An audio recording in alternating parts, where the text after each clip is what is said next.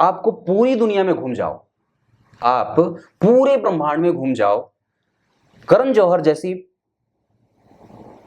Family आपको कहीं नहीं मिलेगी। इदं शरीरं कौन्तेय क्षेत्रमित्यभिधीयते एतद्यो वेत्ति तं प्राहुः क्षेत्रज्ञ इति तद्विदः।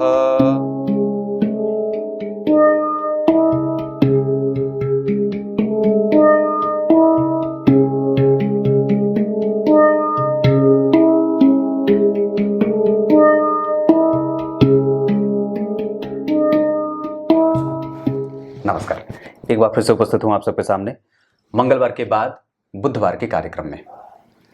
रविवार को विहित कर्म, कौन कौन से कर्म रविवार को करने चाहिए, जिनको रविवार के दिन कर लेने से वो काम कभी भी नुकसान में नहीं होता। हम ये कई बार अपने जीवन में कुछ भी किसी दिन कर लेते हैं, जो कि हमारे शास्त्रों में निश्चित रूप से ये बताया गया है। हमें बहुत सारी चीजें बताई गई हैं, बहुत नहीं, हमें क्या नहीं बताया गया है। आप अगर यही किसी अन्य धर्म में पैदा होते तो हो सकता है कि आपको उतने सारे सूत्र नहीं पता है जीने के, पर हमारा सनातन इस मामले में बड़ा धनी है जी। यहाँ आपको कब कौन सा काम करना है हमारे पूर्वजों ने सब बता करके ग्रंथों में रखा है, और जो जितना उसको पालित करता है वो उतना ही ज्यादा धनवान और श्रेष्ठ बनता जाता है, उतना ही ज्यादा विरक्त और उतना ही ज्यादा साधु बनता जाता है, उतना ही ज्यादा संपूर्ण और उतना ही ज्यादा श्रेष्ठ बन जाता है। तो कहने का मतलब यह है कि अब रविवार के दिन से आप क्या क्या कर सकते हैं, है ना।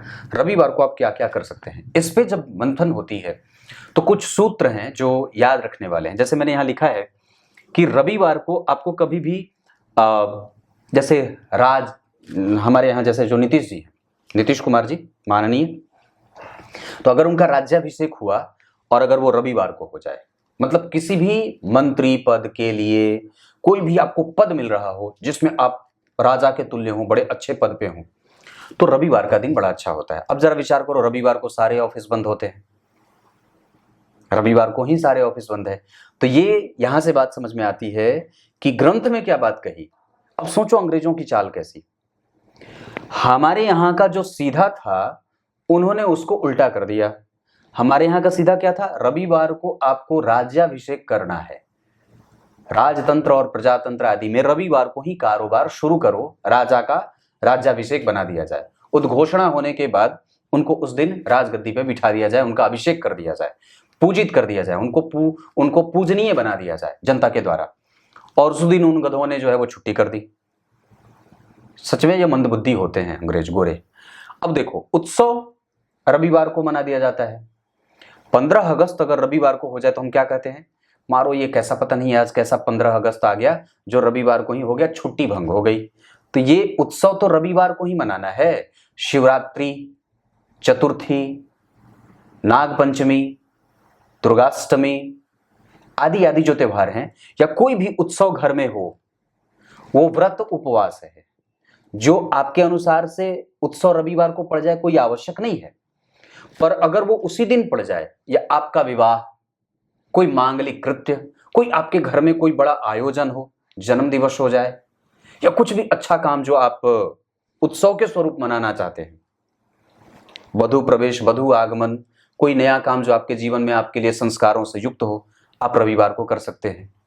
कोई मांगलिक कृत्य, तो उत्सव और व्रत आदि में ये अंतर है। व्रत नियम, जैसे जन्माष्टमी तो भाद्रपद कृष्ण अष्टमी, तो ठीक उसी तरीके से जो व्रत है वो अपने नियम से ही आएगा, उसमें कोई आवश्यक नहीं कि वो रविवार को ही आ जाए। पर आप उत्सव जब करने चलते हो, कोई तिथि वगैरह मनाने चलते हो, कोई बड़ा मांगलिक कृत्य करने जा रहे हैं, तो आप इसमें रविवार देख सकते हैं, इसमें कभी मना नहीं है। यात्रा करनी हो, कहीं पे निकलना हो, जैसे सोमवार को आपको कहीं पहुंचना है, आप रविवार को कोशिश करिए निकल जाएं। नौकरी के लिए कोई काम करना हो, आप रविवार को निकल जाइए ताकि आप सोमवार को वहां पे जाकर के ज्वाइनिंग कर सके। नौकरी अगर शुरू करनी हो तो आप रविवार को, देखो यहीं पे ये मतभेद हो जाता है। अब आप कहोगे कि पंडित जी ये कैसे हो सकता है, अरे भाई वो अंग्रेजों, ये बेवकूफों की संविधान, बेवकूफों का बनाया संविधान था जो रविवार को छुट्टी कर दिया। रविवार को छुट्टी का अर्थ क्या था कि आप समाज सेवा के लिए अपने आप को उसमें जो है वो अपने आप को रखिए कि आप सप्ताह के 6 दिन तो काम कर ही रहे हो, 7वें दिन कम से कम समाज सेवा के लिए रख लो। तो इससे बड़ा और काम क्या हो सकता है?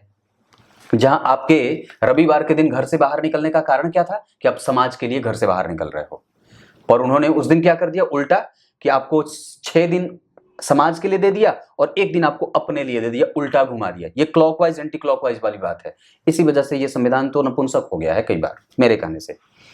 तो गाय सेवा रविवार को मैं प्रायः लिखता हूं। जब आप मेरा पंचांग देखोगे तो मैं लिखता हूं उसमें कि रविवार को गाय को जा करके पूजित कर लीजिए, गाय को धो दीजिए, गाय की सेवा कर दीजिए, उसकी परिक्रमा कर दीजिए, उसको अन्न, दूध, दही, जल, घी, शहद आदि से उसकी पूजा कर दीजिए, उसको तिलक लगा दीजिए, उसको कुछ हरा चारा वगैरह खिला दीजिए। ये काम आप रविवार को करेंगे, बड़ा पुण्य मिलेगा। ये जरूरी है। आप जरा विचार करके देखो कि किस तरीके से हमें डिस्ट्रैक्ट किया गया है, किस तरीके से। आप जरा विचार करके देखो। मैं आपको एक बात बताऊं, दरअसल हमें जो चीजें दिखाई जाती हैं, उन्होंने क्या दिखाया? उन्होंने हमें हमारे संस्कार हमसे छीन लिए, उन्होंने हमसे हमारी सभ्यता छीन ली, उन्होंने हमसे हमारी संस्कृति छीन ली, उन्होंने हमसे हमारा दिन छीन लिया जी, उन्होंने हमसे वार छीन लिए, उन्होंने हमसे हमारे माता पिता का संबंध छीन लिया, माता पिता को हमारे सामने उनसे बहस करने वाला बना दिया, जिद्दी बना दिया उन्होंने। सांस्कृतिक योजनाओं में हमारा कोई सहयोग ही नहीं होता है। उन्होंने हमें ऐसा पढ़ा दिया कि पूजा पाठ तो छोटे लोगों का काम है, और दोगला बना दिया करण जौहर की भांति, है ना? ऐसा होता है। तो ये चीज जो है वो समझने की बात है। आपको पूरी दुनिया में घूम जाओ, आप पूरे ब्रह्मांड में घूम जाओ, करण जौहर जैसी फैमिली आपको कहीं नहीं मिलेगी। और भी कुछ लोग हैं, पता नहीं नाम भी नहीं याद है। मतलब बॉलीवुड वालों की बात कर दूं, सारे बॉलीवुड वाले की बात करता हूं, कुछ होंगे शेष। तो कहने का अर्थ है कि इन लोगों ने तो बीड़ा उठाया होगा कि इसको भ्रष्ट कितना कर सकते हो, चाहे किसी भी तरीके से। चाहे वो आपको कामुकता भरी चीजों को दिखा करके आपको रविवार का महत्व बताना भूल गए, रविवार का महत्व बताना भूल गए। फिल्में रिलीज शुक्रवार को करते हैं, उसके पीछे का तर्क रहा होगा कि शनिवार है, रविवार को देख लेंगे, चलो ठीक है। पर यह विचार की बात है कि आपको जिस दिन छुट्टी, काम पे जाना है, नौकरी और राज्याभिषेक, यात्रा करनी है, गाय की सेवा करनी है, सारे मांगलिक कृत्य आपको रविवार को करने थे, सारे अच्छे काम आपको रविवार को करने थे, उसी दिन आपको घर पे बिठा दिया, जाओ घर पे बैठो। उल्टा देखो षड्यंत्र कितना है, कितनी बड़ी जो है वो चालबाजी हुई है हमारे साथ, विचार करो। तो कहने का अर्थ है यज्ञ करना है, पूजा करना है, पाठ करना है, और अपने कर्म को धार्मिक गतिविधियों से युक्त करके ही उस दिन की शुरुआत करनी है। यज्ञ, औषधि अगर स्वीकार करना हो, जैसे कोई औषधि नई दवाई, आप डॉक्टर के पास गए, कोई डॉक्टर साहब ने नई दवाई लिख दी, तो आप रविवार को उसको लेना शुरू करो, तो वो दवाई ज्यादा जल्दी सूट करे। युद्ध करना है, किसी के खिलाफ षड्यंत्र, अगर कोई युद्ध का जैसे होता है ना चढ़ाई करना, किसी के खिलाफ कोई केस कोर्ट वगैरह दायर करनी हो, अर्जी वगैरह, तो आप इसकी शुरुआत यहां से रविवार को कर सकते हैं। सारे ऑफिशियल काम जो रविवार को होने थे वही रविवार को छुट्टी है। ये देखो सोना, चांदी, सोना और तांबा मुख्यतया, क्योंकि रविवार है तो सूर्य से संबंधित है ये वार, तो सोना और तांबे से संबंधित आप कारोबार या उसकी खरीद बिक्री आप कर सकते हैं। उत्सव मनाने के लिए जो काम कुछ करना हो तो इस दिन आप शुरुआत कर सकते हैं। यात्रा के लिए अगर कोई तैयारी करनी हो तो उसमें सबसे पहला सामान आप खरीद सकते हैं। नौकरी में प्रवेश के लिए अगर बैग खरीदना हो, कोई भी अच्छा काम जो नौकरी के लिए आप पहली बार करने जा रहे हैं, आप रविवार को कर सकते हैं। गाय की सेवा के लिए, यज्ञ के लिए कोई सामान सामग्री या उसके निहित कुछ काम करना हो, आप ये काम कर सकते हैं। औषधि खरीद सकते हैं और उस दिन से उसका सेवन आरंभ कर सकते हैं। युद्ध पे जाना और कोई कानूनी कार्रवाई करनी हो तो रविवार को कर सकते हैं। सोना तांबा आदि, पीतल वगैरह, धातुओं का कारोबार, धातु में बहुत सारी चीजें होती हैं पर प्रमुखतया सोना, तांबा और पीतल आदि। कपड़े का कारोबार अगर शुरू करना हो, कपड़े की खरीदारी करनी हो तो रविवार बहुत अच्छा रहेगा। और लकड़ी का कारोबार, अगर फर्नीचर वगैरह खरीदना हो तो रविवार बहुत अच्छा रहेगा। ये रविवार का महत्व है जिसको हमने छोड़ रखा है। आप लोग अगर कोई भी काम करने चले तो कम से कम दिन को तो अवश्य ही ध्यान में रख सकते हैं कि नहीं मुझे इस दिन करना है, और कोशिश करिए कि इस दिन ही ये सारे काम हो, इस दिन ही ये सारे काम होने चाहिए। अब आइए गीता जी के श्लोकार्थ बता देता हूं। गीता जी के 13वें अध्याय के दूसरे श्लोक में क्षेत्र और क्षेत्रज्ञ की बात है। तो सवाल उठता है कि क्षेत्र क्या और क्षेत्रज्ञ क्या है। ये हमारा शरीर क्षेत्र है, इसका अपना एक, जैसे ये जो शरीर है ये हमारी आत्मा के लिए क्षेत्र का काम करती है, और जो इसको जान जाता है कि इसका वास्तविक लक्षण क्या है और इसके वास्तविक गुण क्या हैं या इसके वास्तविक कर्म क्या हैं, इसके कर्तव्य क्या हैं, वही क्षेत्रज्ञ हो गया। इस क्षेत्र का स्वामी अर्थात आपके अंदर बैठा हुआ मन, और जो इसको बहुत अच्छे तरीके से इसका संपूर्ण कृत्व जान जाए, इसके कृत्य क्या हैं वो जान जाए, वही इसका क्षेत्रज्ञ है।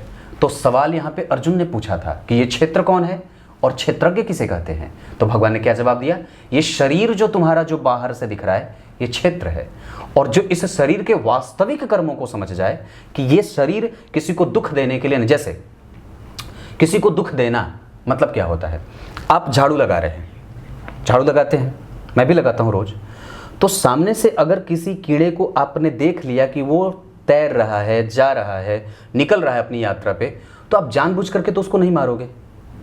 अनजाने में आंख बंद है तो हो गया, तो उसके लिए 5 कर्म बनाए गए, पंचकर्म, जो आपसे नित्य प्रतिदिन कष्ट दूसरे के द्वारा दूसरे को देते हैं या जो आपसे पाप हो जाता है, तो पंचकर्म किए जाते हैं।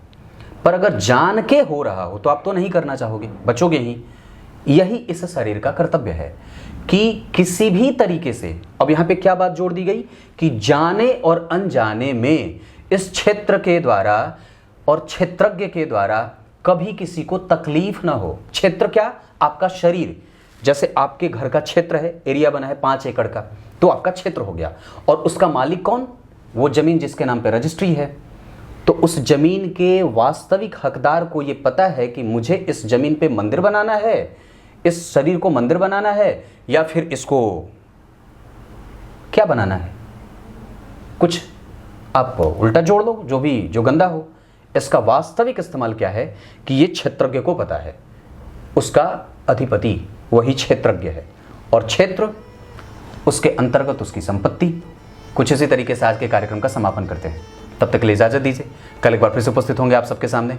कार्यक्रम प्रत्येक दिन का अवश्य देखा करिए, और निश्चित रूप से मैं किसी व्यावसायिक दृष्टिकोण से कार्यक्रम कभी नहीं बनाता। तब तक के लिए बहुत बहुत नमस्कार।